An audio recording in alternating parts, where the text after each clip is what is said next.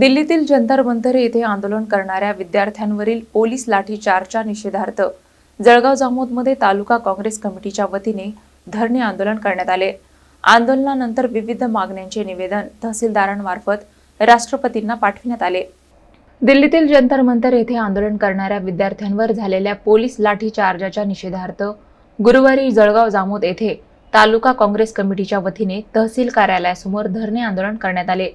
या आंदोलनात काँग्रेसच्या विविध आघाड्यांचे पदाधिकारी, कार्यकर्ते आणि समर्थक मोठ्या संख्येने सहभागी झाले। आंदोलनादरम्यान केंद्र सरकार विरोधात जोरदार घोषणाबाजी करण्यात आली। त्यानंतर तहसीलदारांमार्फत राष्ट्रपतींना निवेदन सादर करण्यात आले।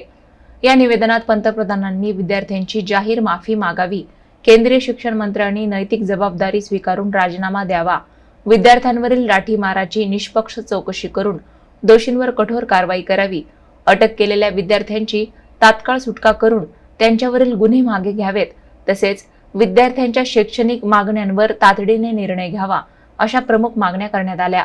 आंदोलन शांततेत पार पडले असून परिसरात पोलीस बंदोबस्त तैनात करण्यात आला होता।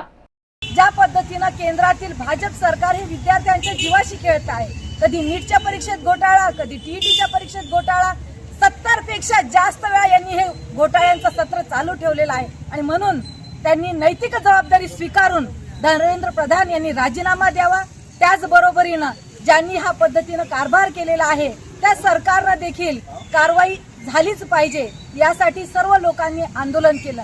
या प्रोटेस्ट मार्चवर अनेक महिलांवर, मुलींवर लाठीचार्ज झाला। डोळ्यात पाणी आणणाऱ्या घटना, अरे मुलं काय आहेत ते काय क्रांतिकारी आहेत, तो विचार घेऊन ते पुढे आलेले आहेत, पण त्यांना देशद्रोही संबोधल्याप्रमाणे त्यांच्यावर लाठीचार्ज झाला, अनेकांचे डोकं फोडले गेले। प्रत्येक सामान्य कार्यकर्ता काँग्रेसचा आज जनतेच्या प्रश्नासाठी, हक्कासाठी लढायला रस्त्यावरच्या लढाईवर उतरला।